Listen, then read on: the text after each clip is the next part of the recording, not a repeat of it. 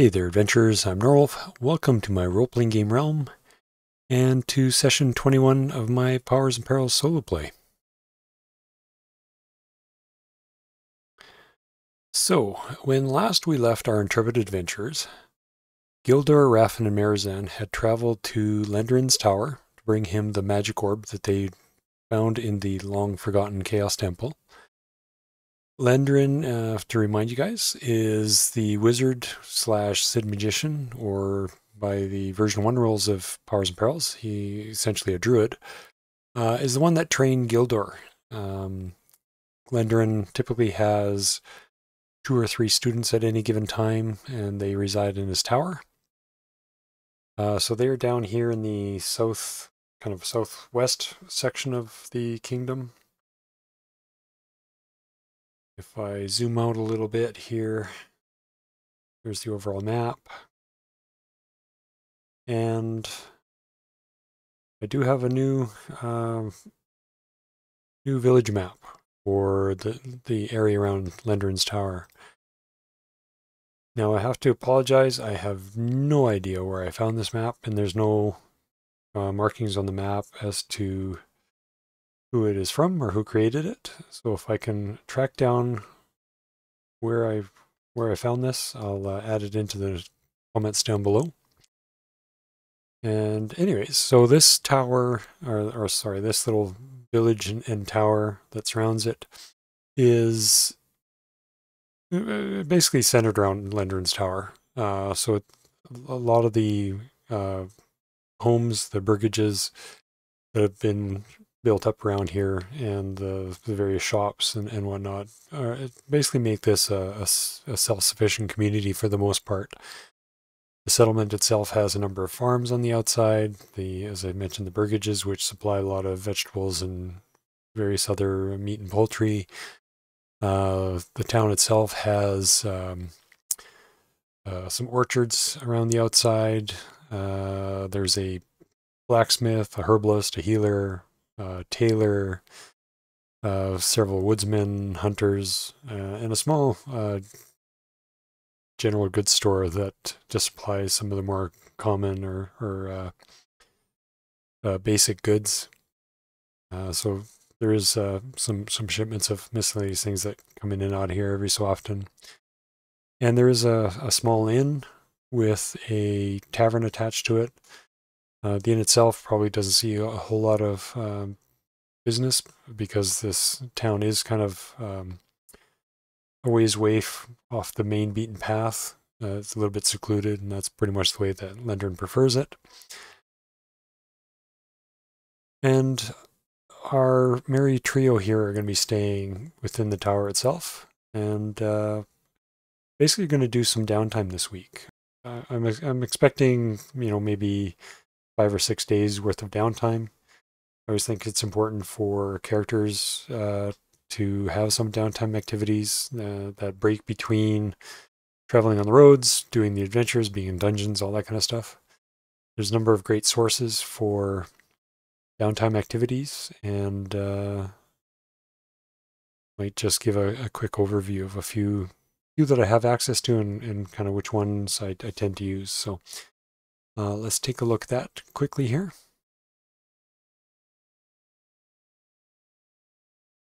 This out of the way and flip over to full screen. So 2 books that I just briefly want to touch on are On Downtime and Domains by Courtney C. Campbell and A Life Well Lived from Cubicle 7. Both are, in my opinion, exceptional books, and the On Downtime and Domains really focuses on, it's primarily focuses on just downtime and how to deal with strongholds and buildings and things like that for your characters. Great book. So basically, for the front page here, compiled volume of information for players of 5th edition fantasy role-playing games, including objective rules for downtime activities, systems for players to influence the political landscape, construction guidelines for buildings, vehicles, and vat creatures. henchmen and hireling rules, pacifying the wilderness, and various timekeeping procedures. So, basically an entire book dedicated to downtime and what you can do. There's just a plethora of different activities in here. Some great patrons that have some unique characteristics to them. We have creating magic items, researching spells, all the usual stuff that you'd expect during downtime. How to deal with finding and hiring henchmen, costs. And, even though it says 5th edition at the front of this, it doesn't take, in my humble opinion, a lot of effort to translate this or convert this to any fantasy role-playing game out there. I tend to use these more for my online or my in-person campaigns. I tend not to do a lot with these books in the solo campaigns, just because I can do a lot more kind of hand-waving and assumption on what my characters are going to do. So anyways, on Downtime and Domains, great book.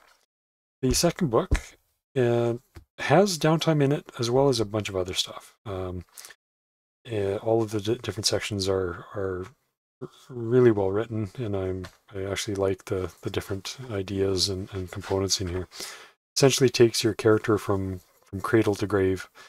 So everything from where you start in your early childhood, what your call to adventure was, gets into campcraft, which is, what can you do around the campfire with your fellow party members. There's the whole section on downtime activities, which is kind of what I want to flip to and focus on a little bit more.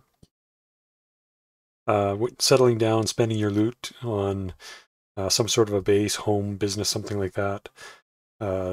Section on, again, patrons, and again, some interesting ideas around patrons. And then, what your character does when they decide to retire. So again, like I said, from cradle to grave. And of course, the downtime section. They've listed out a whole different whack of activities. You'll notice some of these activities are very similar to the ones in the other book. But again, they give you some different ideas. Again, everything from alchemical studies to how to build your reputation, cleaning up the streets. What else? Enterprise, growing your business, things like that. Finding companionship, farmhand, farming, investing, gambling. Just a whole lot of different options. Anyways, so like I said, just want to quickly touch on these books, not doing too much of a deep dive into them. When it comes to building strongholds and some sort of a base, there's a plethora of other sources out there, whether you're looking at Castles and Crusades or Adventure Conquer King or probably almost every other role-playing game out there, as well as special rules for 5th edition and other editions of Dungeons and Dragons, like Strongholds and Followers from Matt Colville and things like that. So anyways, hopefully you find these interesting. There'll be links down in the, as Matt would say, doobly-doo down below. And let's get back to our characters. Okay. So when last we left these guys, we had made it to the tower, had done a couple of days at the tower. Gildor had done his knowledge spell on May 31st here. June 30th. And we're starting off with July 1st. I went through and updated everybody's expertise for their horsemanship, survivals, everything else that they'd used. So their character sheets have all been updated. I'm going to have, while they're here, Lendrin has a number of different miscellaneous magic items. He is for the moment anyway, is going to lend one of his mana storage devices to Gildor. Remember what the stats on that were? Or is, I guess, not were. Lenderin. So Lenderin, again, is one of my old characters from a campaign many years back. Who's definitely got a lot more skills and everything else than these guys. A lot of supernatural languages that he's learned over time. The whole whack of different spells. And let's see. His magic items. So there is a mana storage device, MEL8, EL4. Ignore the names on the side. That's from a previous campaign. And I think just to give Gildor a little bit more opportunity to use some spells and kind of show off improving some of those things, I'm going to give him this silver mana storage device. It has 50 mana. It regenerates 5 mana points per day. And basically, to use a mana storage device, the caster expends one of their own mana, and then they can draw mana from the device itself. So, anyways, so that's going to go over to Gildor for him to carry around for a while until he has an opportunity to start making his own magic items, which will probably be, I'm hoping, the next downtime or maybe over the winter season when the snow hits the ground. Then these guys aren't traveling too far. What else? And then I've got a note here saying that the information about where the orcs may have been encamped may not have been all that accurate. So basically, they've gotten news that the search for where the orcs are have their encampment is kind of put on hold. There's more scouts out there looking for where the orcs may be coming from, and once they get some sort of a better idea, better info, they will likely send these guys out again to start looking for some more signs of the orcs. So during this downtime, I'm going to keep it pretty simple. Gildor is going to be continue training on his Tongue of Dvalin, which is the dwarven tongue, the magical dwarven tongue or supernatural dwarven tongue. Lenderin will be working on teaching that or continue kind of training him in it. Raffin is going to actually, I was originally thinking that he was going to do horse archery, but he's going to spend some time with the armorer and continue training the armorer skill that he started a while back. Marazan is going to continue with her mace training. And there's a new character. So that thief that I rolled up, and I'll put a link on the screen there somewhere. She's actually going to be joining the party. She's here at the tower with Lenderin. She's been haven't quite worked out the background at this point, but I'll kind of worry about that later. She's at the tower.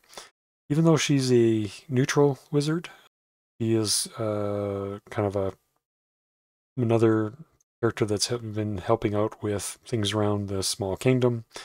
And she's at the tower learning the giant supernatural language with one of Lenderin's apprentices. So she'll be starting to put some points towards that. I'm going to be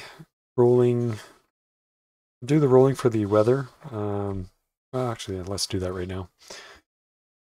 So just because if there's an encounter, I'd like to know whether or not it's what sort of weather these guys may be going through. If there's some sort of encounter, some event that happens that calls them out from the tower. So let's go for, let's start with 6 days here and see how it goes. So we are rolling 2d6. And well, let's go through our steps, since I always mess that up. So previous day, we've gotten their skill gains. The food is being provided while they're at the tower. Current day weather. We left off with that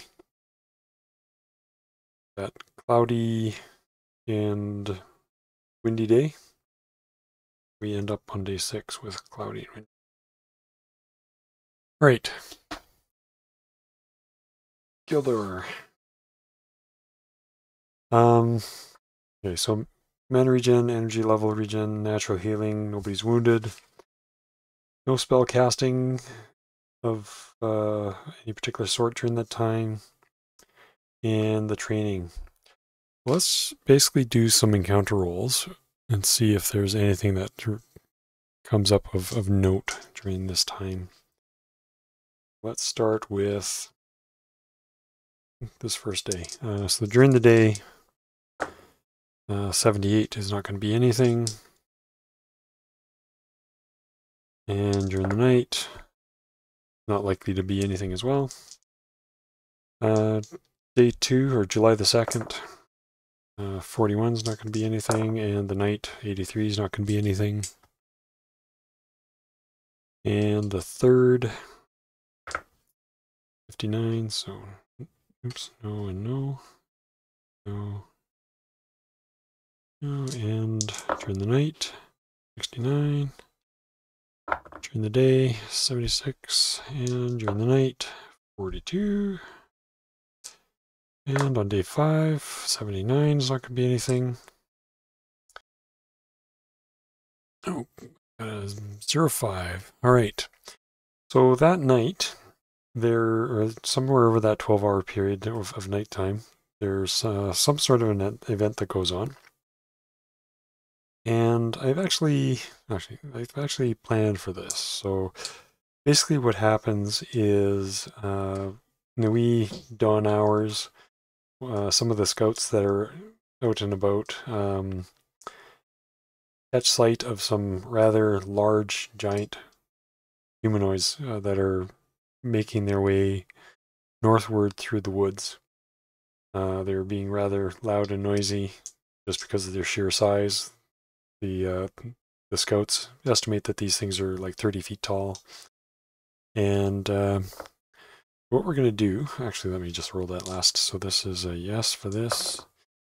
45 is a no, and 1 could be another one. So we'll start with this first one. And let's clear out a few of these things. And we can get into the what this encounter is. Lendrin getting the news that there's some rather giant-sized humanoids approaching. He rouses Gildor, Raffin, and Marazan, and the 4 of them will set out to intercept these things. I'm going to leave Kina out of this for this particular combat. She won't be joining for this combat. I'm not sure what the next day's encounter is going to be, but essentially our characters here will head out from the tower. They're going to be heading out on foot, rather fast-paced, and based on the description the guards gave, they know that the giants are essentially due south, following some game trail, or well, sort of following. As large as these are, they're kind of making their own trail as they go, and probably several, maybe a quarter, half a mile south of this village, this town, they come across, or they hear the giants in the distance approaching. And let's set up the encounter. I've got a map here. What these creatures are actually called Athach. A-T-H A-C-H. So let's see. The Athach is a humanoid creature with an average height of 30 feet. He's heavily muscled and covered in light fur over the majority of his upper body. His eyes are small and dark. His teeth are long, pointed daggers in a pronounced jaw. The most pronounced feature of its face is its long, pendulous nose. My interpretation, or at least what I was able to finagle my way through with ChatGPT is a creature that looks something like this. So this thing is, like I said, roughly 30 feet tall, and there is 2 of them. One of the other things oops, let me flip to the right screen here. There we go, Athach. So there is actually 2 of these guys, traipsing their way through the trees, knocking things over, and they seem to be generally making a bit of a beeline towards the settlement. Let's flip back to the map here. Distance-wise, I'm gonna, because this is kind of the more heavily forested area south of the village, I'm gonna say this is more like jungle. So I'm gonna be using a d6 plus 5 inches away, i.e. 10 feet per inch. So if we throw our d6 here, you know what? That's a little too far. Let's go for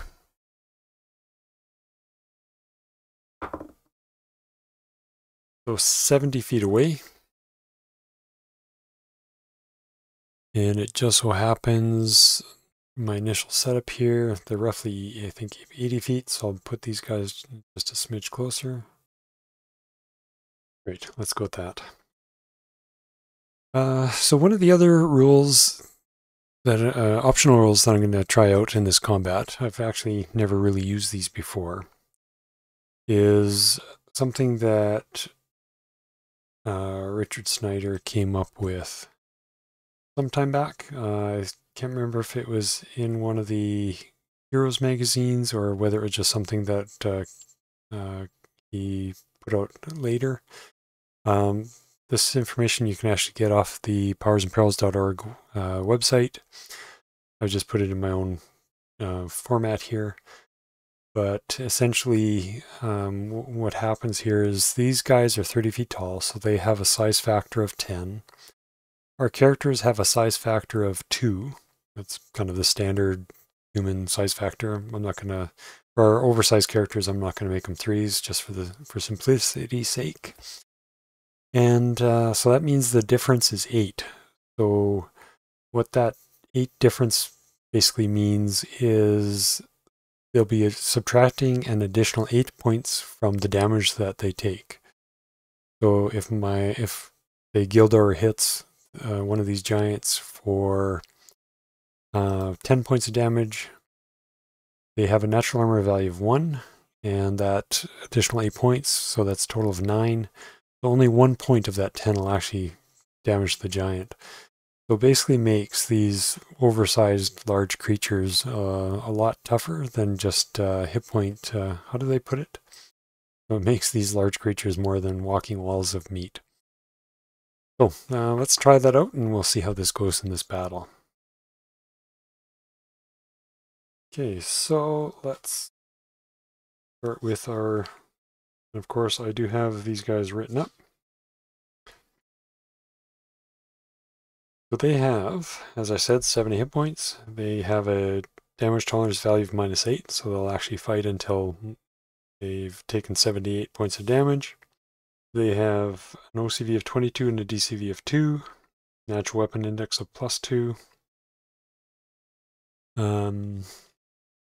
They have a strength bonus of +5, stamina bonus of +3, agility and dex bonuses of -1. Constitution bonus +4, not sure that that'll come into play. The movement rate of 11, so even though they're rather large, they do just kind of lumber along slowly. And like I said, the natural armor value of 1 plus their size factor, which is going to be the difference, which is 8.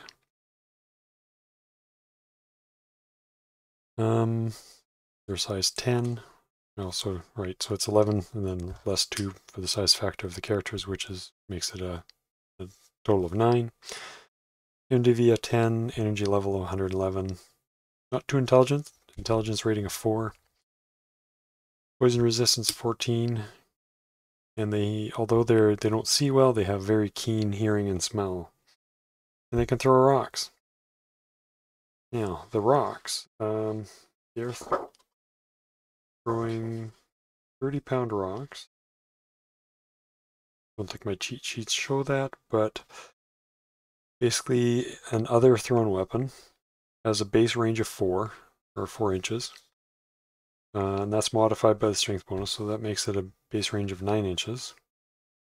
And with the base range of 9 at 90 feet, or between 60 and 90 feet, they're at long range, which means they are on the minus 20 line. So they're not going to, likely not to hit the broadest side of a barn from the inside. And I guess depending on how things go, I'm going to assume that these guys each have basically a rock in hand, and they may end up throwing them just before entering combat. But we'll see where we get to in the first few rounds here. Let's start off with phase 1. All right. Going through our usual phase steps here, phase sequence. And mana allocation. I don't think Lenderin nor Gildor are going to be doing any mana gathering at this point. No missile fire. They can't really see each other. You can hear them off in the distance here somewhere. But nobody has line of sight, and these guys don't have line of sight of our characters either at this point. They can hear them and smell them off in the distance. We move into movement melee. So these guys are going to go, they're 30 feet north. Oh, I'll actually select one. 5, 10, 15, 20, 25, 30. They can now see at least these guys over here. He grunts something to his friend. Going 5, 10, 15, 20, 25, 30. And our guys.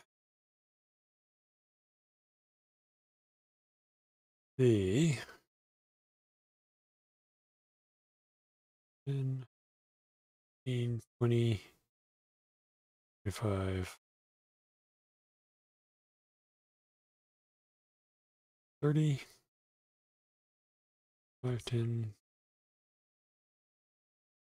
30. Oops.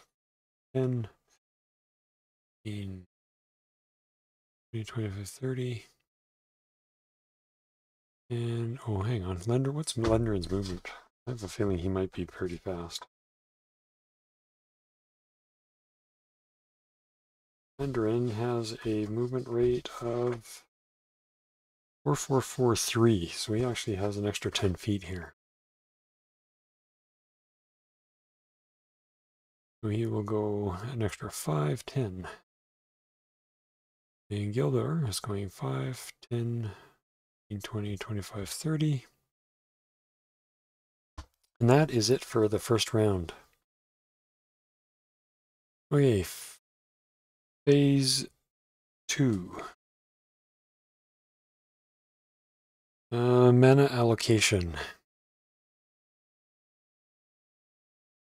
These guys look like they're about to throw the rocks that they've got. And they will likely... Well, we'll figure out where they're throwing here in a sec. But Lenderin, will he do any mana allocation? Actually, no, he's going to skip that. Let's just keep this simple.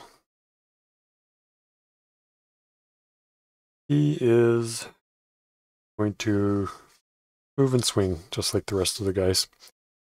So, but our friends here will throw their rocks just because they can.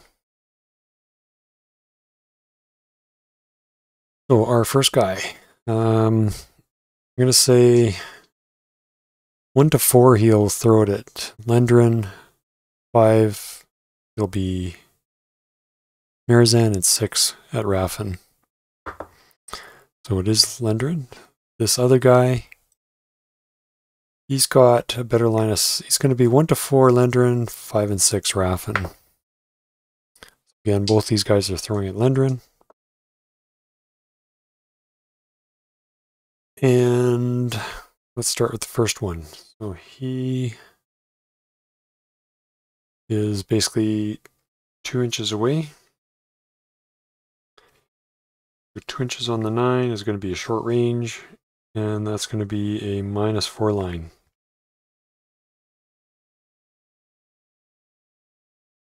And the -4 line, now he's adding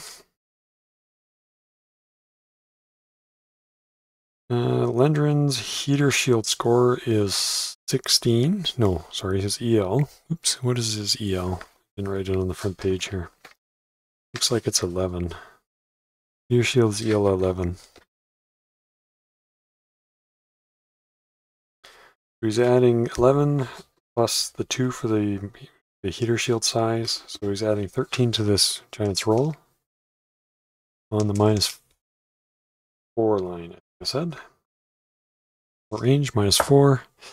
This can be 100 and something, so that's a miss. Our next guy, also throwing at Lendrin, he's at 30 feet. So 30 feet is...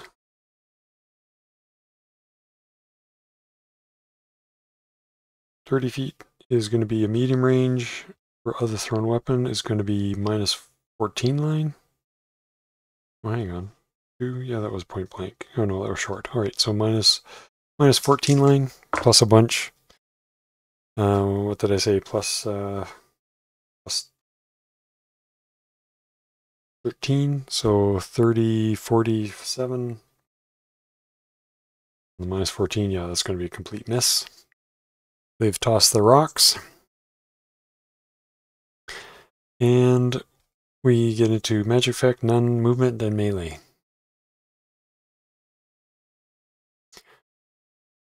All right.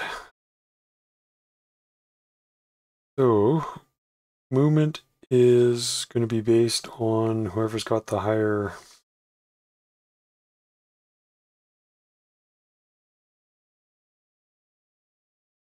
attack priority. Lendrin's is 4. Lendrin's attacking with his magic axe. He's got attack priority 4. Gildor, attack priority... He's using his scimitar, attack priority 5, so he'll go after. Raffin is got an attack priority of... He's using his magic bastard sword. No, he's going to use the magic axe. No, yeah. Actually, he's going to use the magic axe. Attack priority 4 as well. Ties are done by dexterity, I do believe. And pretty... Oh, actually, he's 33. Not the greatest dex. Just to double check.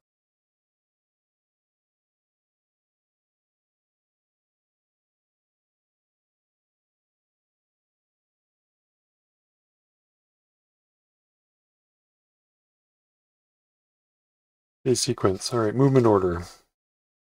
Creature with the highest PMR will move first. Actually, Lendrin would be going first, moving first. Exist characters will always move before creatures. Characters are tied. The character with the highest agility will move first. Now, attack. I think attack is similarly done, except instead of dexterity, it's agility for who attacks first. So, Lendrin is moving first, followed by our the rest of our characters, which are all movement rate of 3.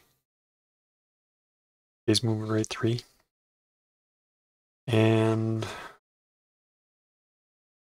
then the attack priorities, the attack orders are going to be by agility. So 32, 25, or sorry, dexterity 33, 33, and 34. So I guess it'll be Marazan, then Lenderin, and just because I'll say Raffin and Gildor next after that. So I don't want to spend too much time on that. All right, Lenderin moves up.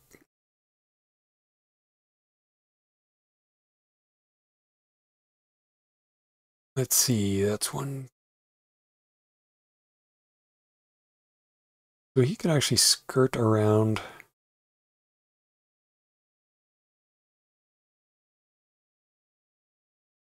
Yeah, but he can be intercepted. All right, so they will move to there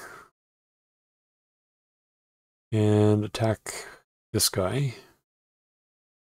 Marazan will move to there as well, attacking that guy.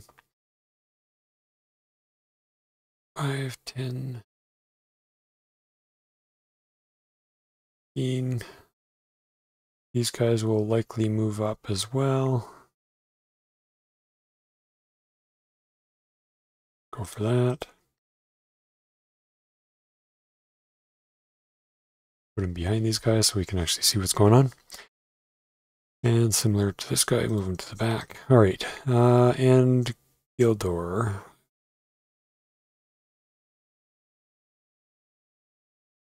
He will move up here. Yeah.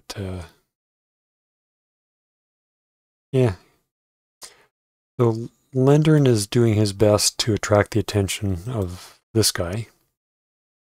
And similarly, Raffin is doing his best to get the attention of this guy. So what I'm going to say is on a 1 to 4, this guy will attack Lenderin. And then 5, 6 would have been the other two. So he's actually going after Marazan. And this guy, again, 1 to 4 Raffin, 5, 6 Lenderin. And this guy's going after Raffin. So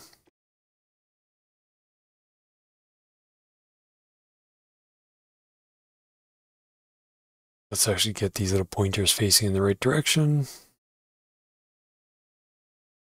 And this guy, him and this guy, that you can see it. Attacking Marazan. All right.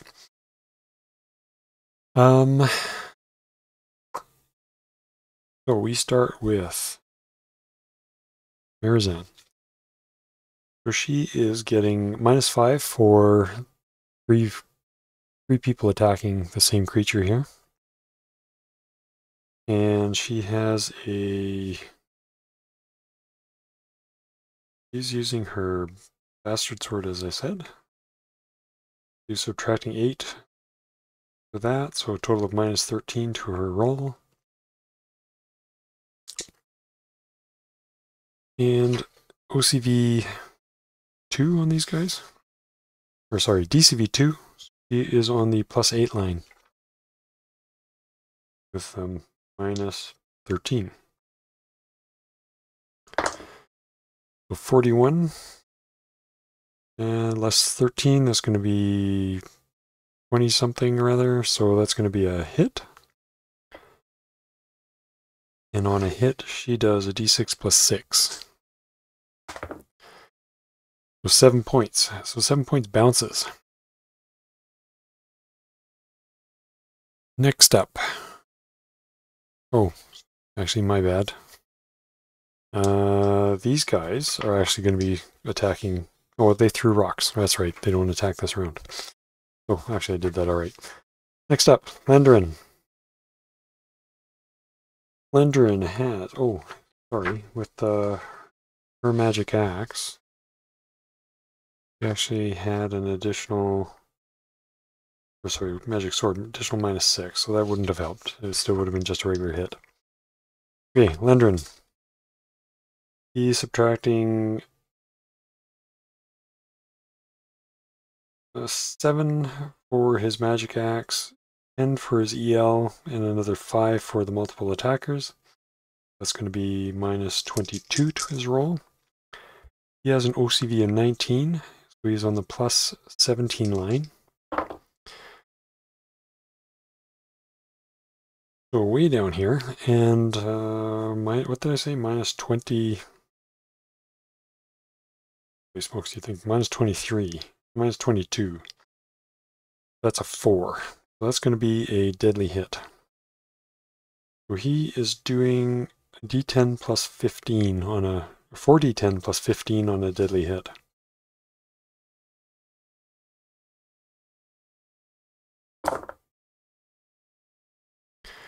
That works out to, let's see, 22 plus 15, so 22, 37. 37 points, which will damage his weapon.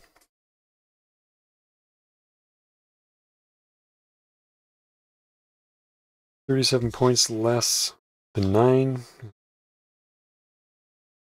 Going to be 28. So Lendrin does 28 points to this guy. That's going to be number 1.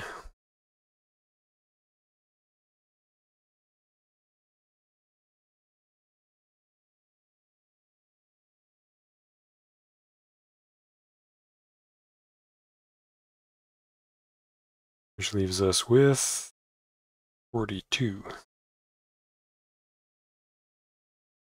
All right, next up.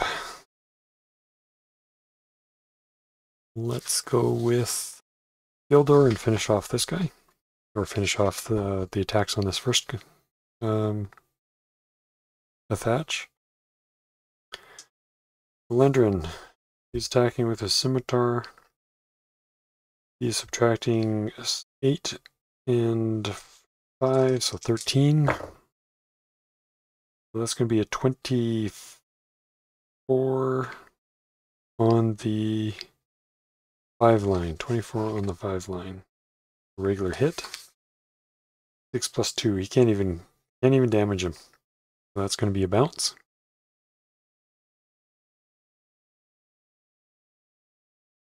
And Raffin on his own against the other one.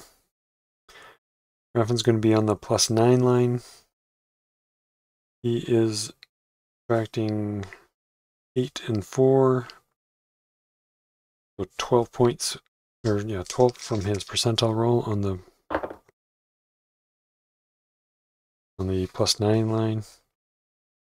That's going to be a shield hit, which is going to be a regular hit since these things don't have a shield, and that's a d6 plus 5. With 10 points, 1 whole point gets through. Yeah, so that the change with bastards. Yeah, so that change with the size factor worked in is makes a pretty big difference, even just from this first round.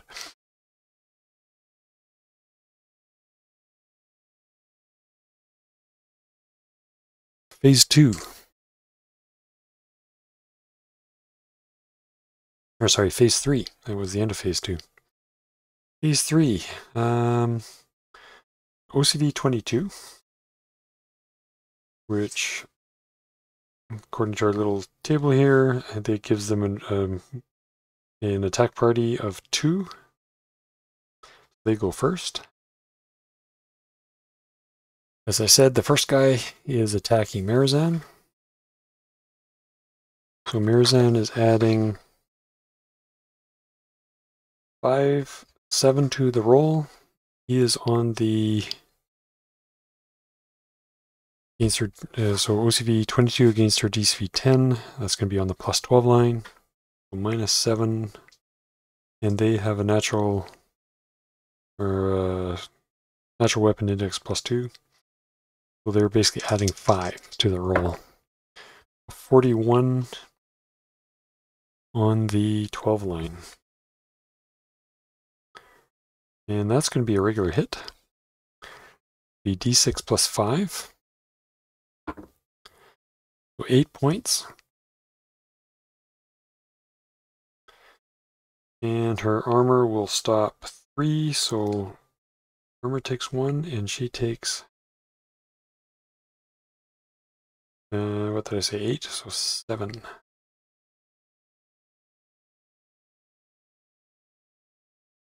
And the second guy, who's attacking Raffin,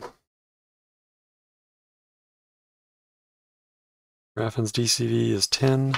So again on the 12 line. And he's adding a total of 3 to his roll. So the 3 and the 5 less 2. So 3 to the roll. And that's going to be a 22 on the 12 line, which is going to be a regular hit. Getting close to a severe there. And again, D6 plus 5. 6 points. Raffin's plate will knock off 4. And he takes 2 points of damage, and his armor takes 1, of course. Alright, let's start with Marazan swinging. Again, she is subtracting 19 from her roll. That's going to be a 12 on the 8 line. That's a severe. Might actually do some damage here. D10 plus 10. Oops. 13 points plus 9, so 4 get through.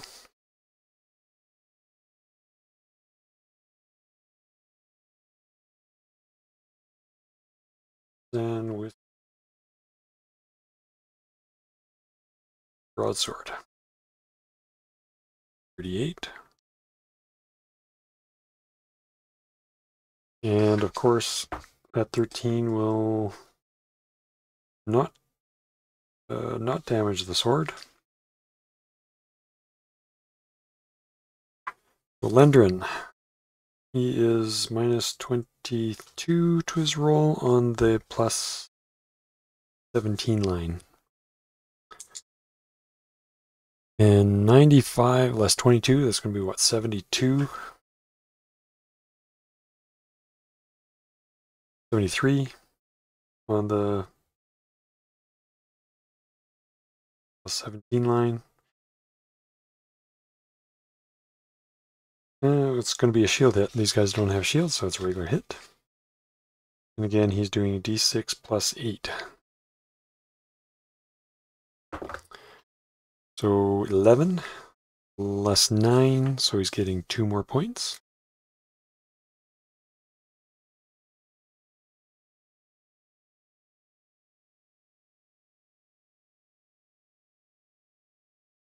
And last but not least, we'll do Gildor on this guy before we flip over to Raffin. And Gildor.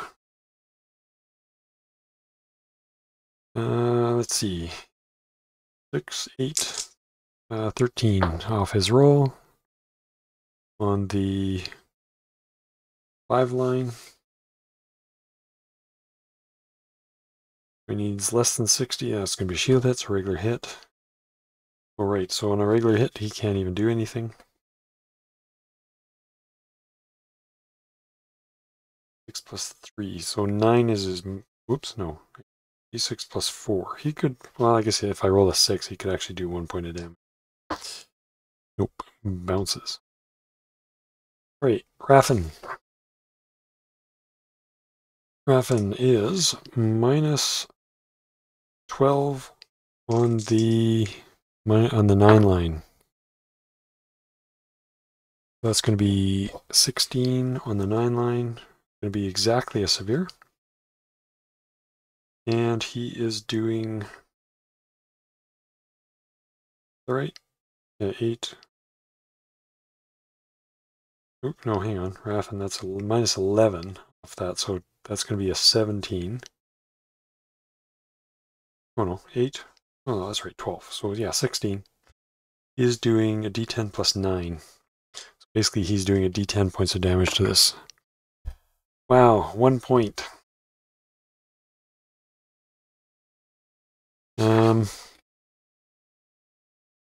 Yeah, this is going to take a while.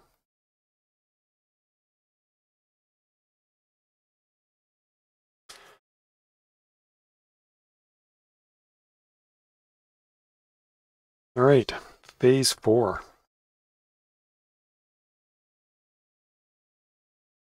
Lendrin again is trying to divert the attention of this, of the both of these actually onto him. You know what? No, Lendrin is going to shift focus to help Raffin. And try and divert the attention of the other one. On a 1 to 4.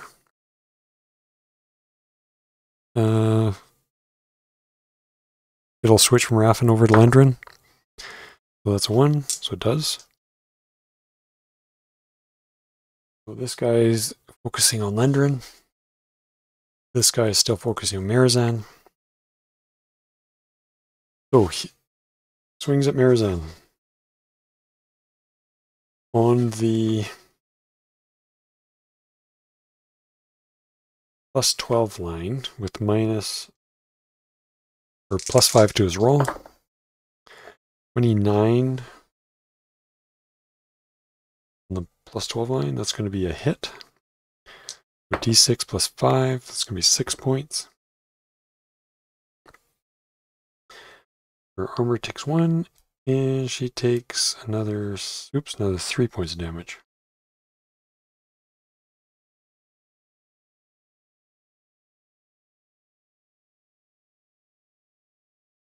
And on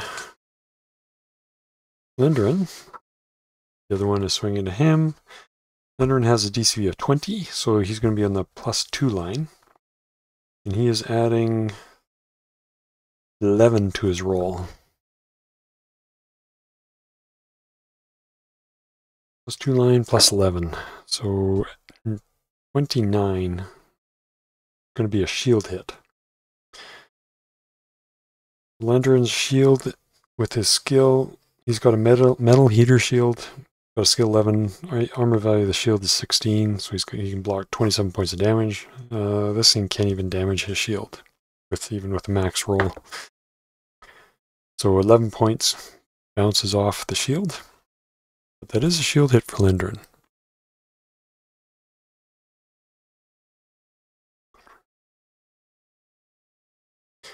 And these guys, what did I say? Combat difficulty 7, so that'll be +14 expertise points. One nice thing about this battle is they get some decent expertise points out of it. Okay, and the other one, he is swinging at Raffin on the +12 line, subtracting or adding 3 to his roll. Ouch, 10. That's going to be a nasty one. 10 on the +12 line. That is a severe, so D10 +5. So 7 points. Well, actually, that's not too bad, because on a severe, the helm comes into play. So he's taking 6 points off that. So 1 point gets through, but 2 damage is done on a severe to the armor. Okay. And now for our plethora of characters to attack. Now let's do Marazan and Gildor first on the first one. Marazan was adding, what was it, 8, 14, 19 to her roll, or subtracting 19 from her roll. That's going to be a deadly hit. He's doing 3d10 +12.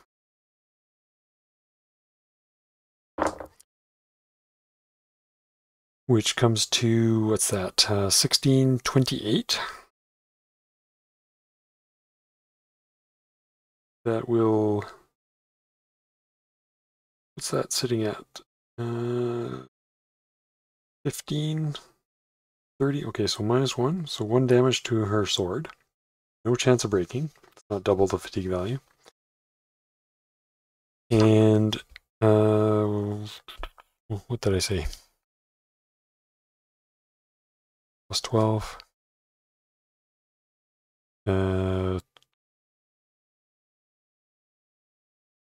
16, 28, less 9, so 19 points of damage.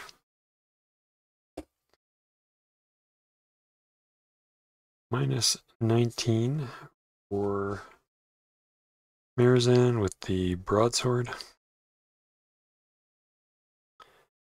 Which leaves this with 17. Plus the 8, of course. Actually, I should probably add the 8 into that just to make life easy here. That's going to be 25. And same with this guy. Add the 8 in, that's 76.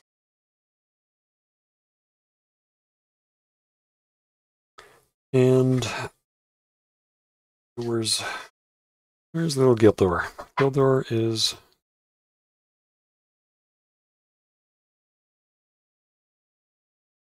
subtracting 8 and 5, 13 from his roll. Who? On the +5 line. 2 on the +5 line is going to be a deadly. And he does 2d10 plus, oops, no, 2d10 plus 5. Yeah, that's right.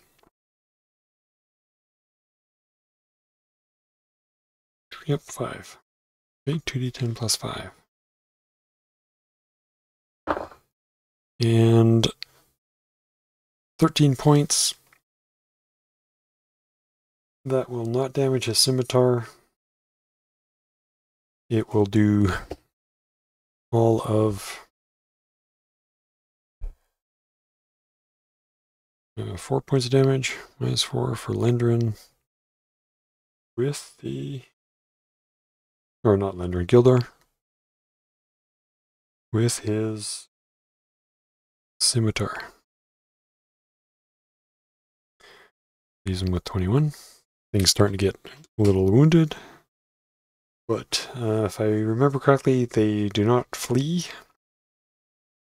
So on to Raffin and Lendrin. So Lendrin will go first. He is subtracting 22 from his roll.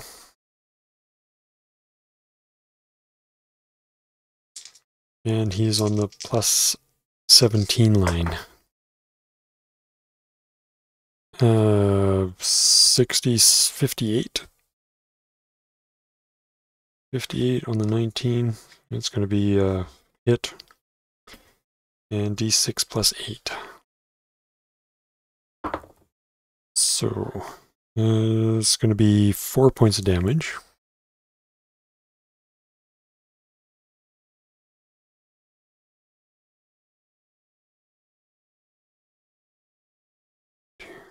All right. And Raffin. He's now got help. So he's -12, -17 to his roll on the +9 line. That's going to be a regular hit, which he's going to do d6 plus 5. 7 points, so that bounces.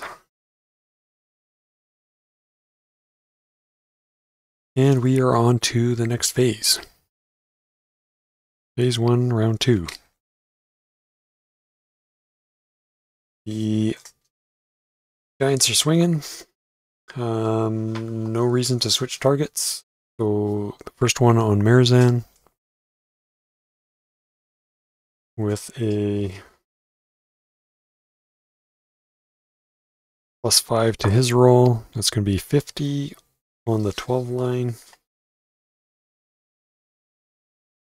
50 on the 12 line is going to be a shield hit. So he does 9 points, which is going to probably be enough to damage her shield. Oh, actually, no, it's not. He's got a metal healer shield, so he had to do 11 points to damage it. That bounces. And the other guy against Lendrin on the +2 line, he's adding 11 to his roll. So 48 on the +2 line. I think that's going to be another shield hit. Yep, shield hit. So another Krang as it bounces off the shield. And on to our characters. So Lendrin, -22 from his roll. It's another deadly. Again, 4d10 plus 15.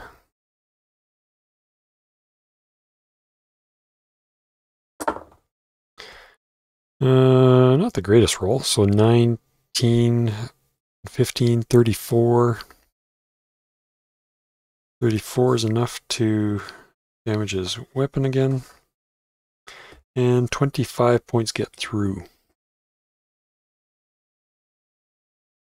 Lendrin with his axe. What's that going to be? 47.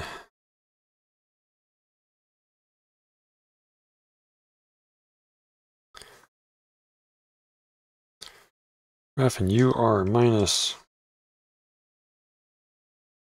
18. No, 4, 4 and 8, 12, 5, 17. Yeah, it's probably going to be a regular hit on the +9 line. Yeah, so that's just a regular hit.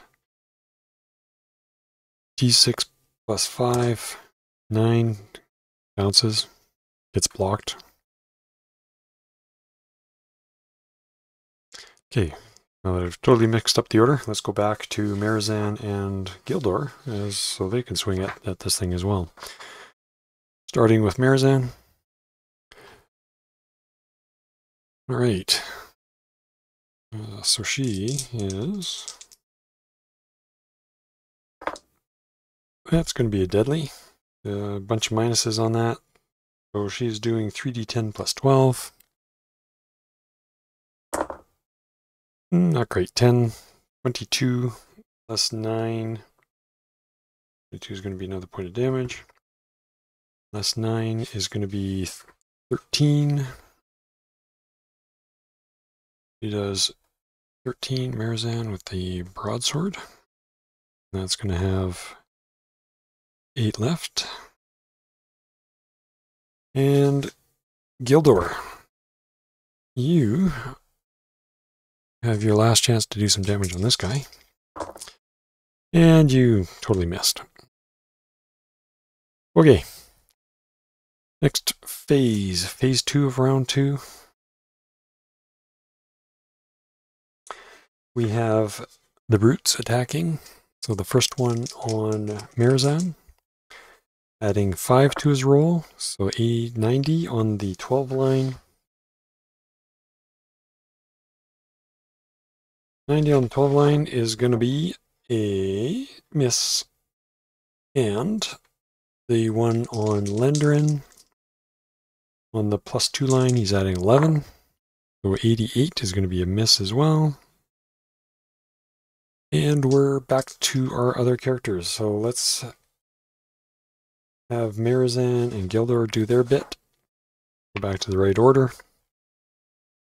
Marazan. So 80 plus something on the +8 line. And she get a 66. That's actually going to be close. I think she does. So she's subtracting 19. So yeah, that's going to hit. Be a shield hit. She does d6 plus 6. She does 11 points, so 9 get through. Or 9 get blocked, 2 get through.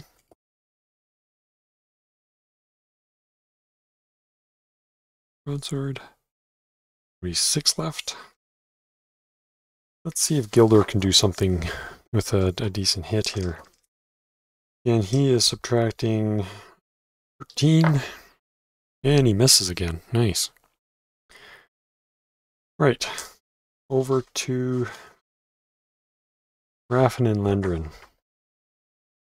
Lendrin. 52 less 22 is going to be 30-ish.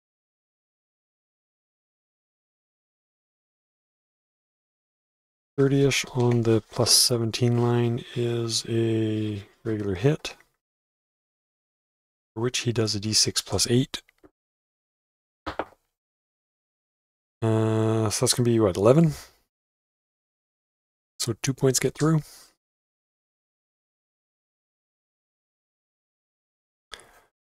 $45. And Raffin. Let's see what you can do, buddy. You are minus 17. That's going to be a deadly. Nice. And on a deadly, he is doing 3d10 plus 11. 3d10 plus 11. Well, that's not bad. So, 27 points, which is definitely going to be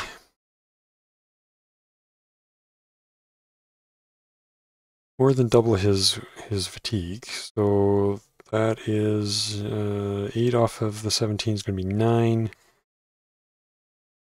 Let's roll our percentile. Did I say? So 27? Yeah, so 27. 27 less 9. It's going to be 18% chance. It does not break, and he does 18 points of damage, surprisingly.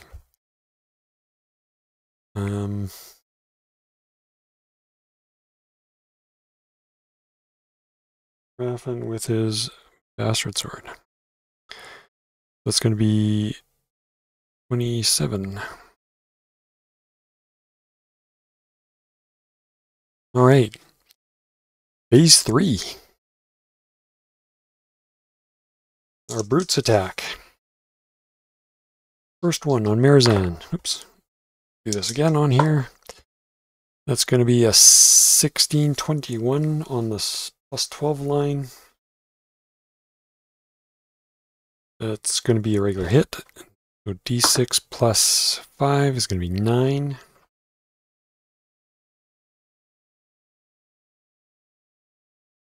So her armor takes 1, and she takes 6 points.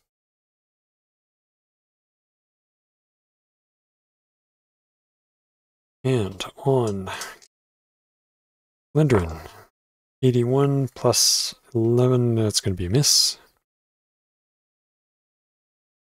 So Marazan, he has a better attack party. So Marazan will go first. And that's going to be likely a deadly hit. What did I say she's subtracting? 19?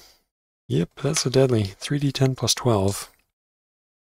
Rolling the damage more to see whether or not she can break her weapon or not, or damage it more.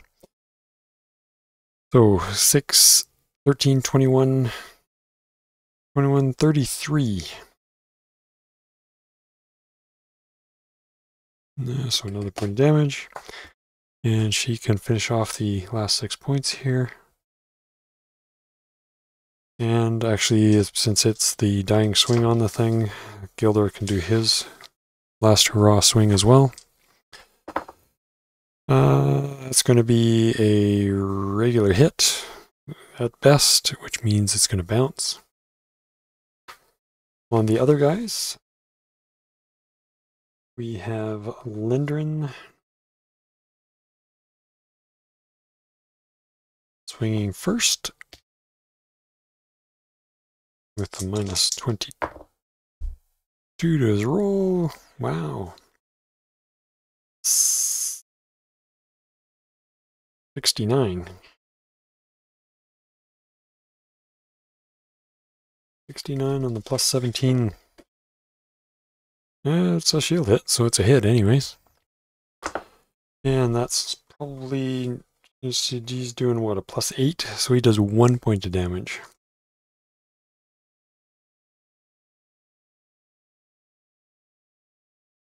And Raffin will swing with his minus something.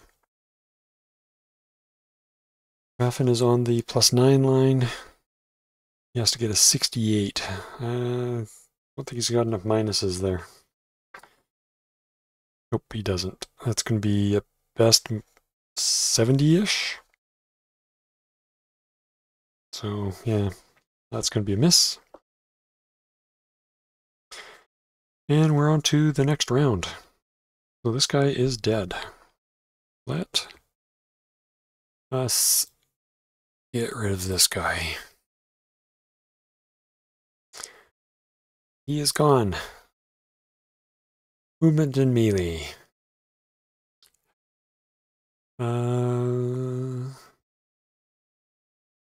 I think they're going to basically surround this guy.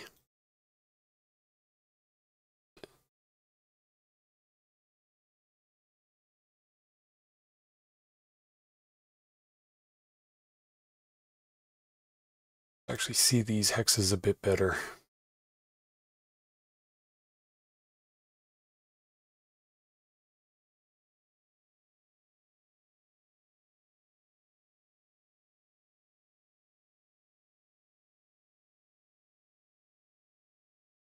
All right, so front flank is going to be either these 3 hexes or these 3 hexes. Don't think he's going to turn at all. So Gildor's got a rear attack on this. Marazan has got a flank.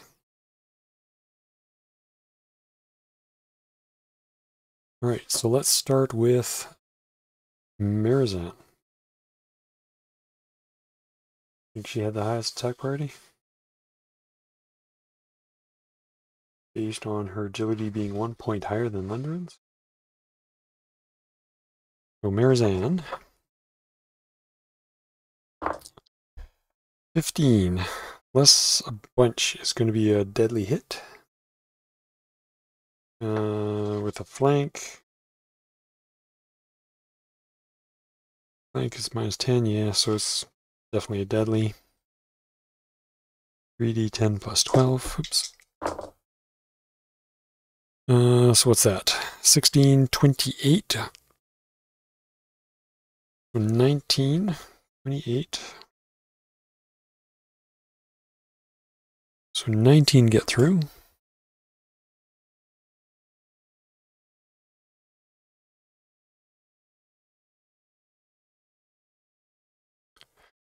Seven left on that. Next up is Lendrin. And Lendrin is 22. That's going to be 60 something or other. And so regular hit. D6 plus 8, 9. So that bounces. Let's do Gildor. He's got the rear. What all does he have? So he is getting 6, 11, 13, and from the rear, oops, one, from the rear, another 15, 28. Hopefully he can do something with that. Wow. That's going to be a regular hit, which means he can't do anything. Even from the back. And last but not least, we have Raffin doing his attack on the +9 line.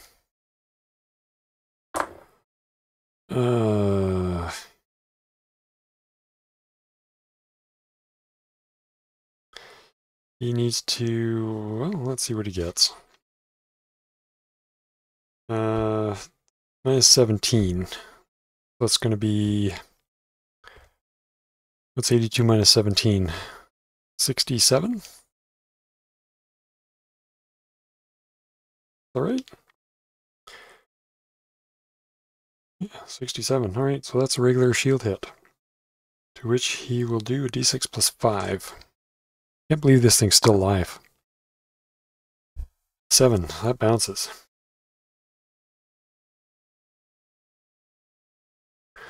Who's got this nasty hit from behind? I would say that on a 1 to 3, he turns to Marazan. And no, he stays on Lendrin. Oh, he swings at Lendrin with a +11. 67 on the 2 line is going to be a miss, or 68. And we go to Marazan.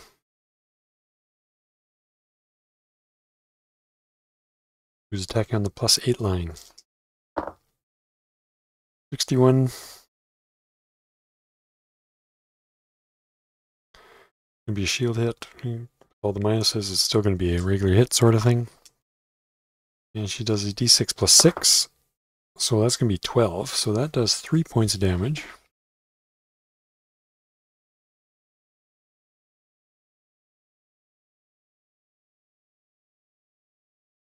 I think Marazan's going to make out like a bandit in this combat with all the hits that she's got.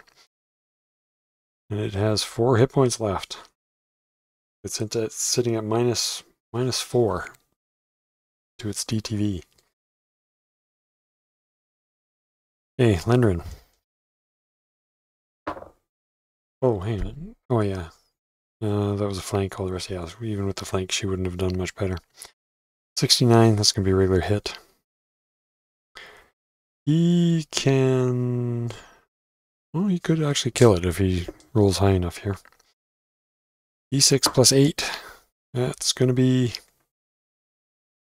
4 points. It's going to be exactly enough to kill it.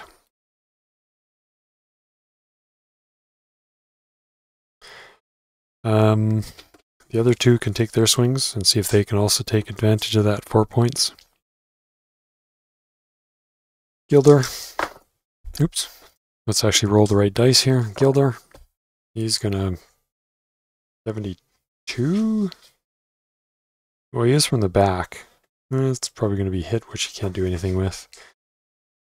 And Raffin. And Raffin does a deadly, of course. Which means he will also get credit for 4. Raffin with his bastard sword. And we'll do his damage to see how badly he's going to mess up his weapon here. 3d10 plus 11. What does that work out to? 21, 32, which is more than double his fatigue value. And that's actually going to break the sword.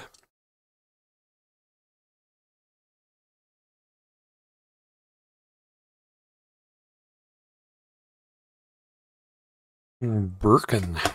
All right. So I am going to, since this battle has actually taken a fair bit longer than I expected. That was actually next phase.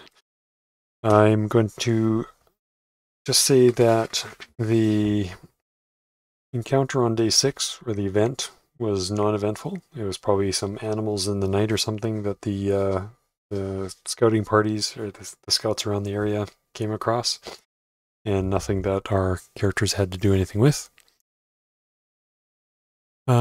Let's get off here. Another splatter mark for him. I don't believe these guys carry any treasure. Nope, Athach, nothing there. No treasure on these guys. Guess they're not smart enough to carry bags of anything worthwhile.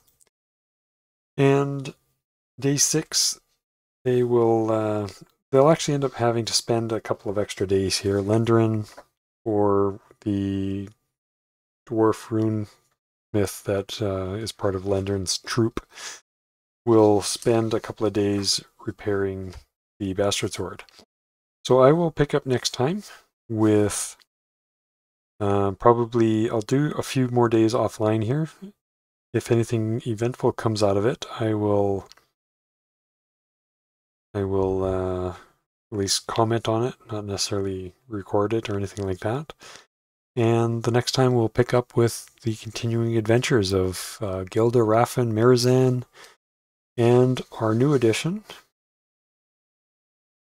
Kina Glenflower. Again, as I mentioned, the rogue / neutral wizard that I rolled up on another stream to run through how a rogue or thief-like character could be made. So anyways, thanks for joining me. Hopefully this was kind of interesting. Let me know what you think about the size effect on the damage on large creatures. I'm of the mind that, actually, I'm not sure whether I like it or not. Part of me thinks that the natural armor value of those creatures should account for how much the weapon reduction is, rather than saying that, large creatures are just that much tougher. Because the strength is all relatively the same. Yeah, so strength of 75 gives you a strength bonus of +3, regardless of whether you're a hobbit or a giant. Which to me kind of says, two giants fighting each other, if they've got thick hides, depending on what they're using, they should probably be resisting the damage just as well as somebody hitting them around the ankles with a sword. I don't know. Let me know what you think in the comments below. But anyways, thanks for joining me, and we will see you next time.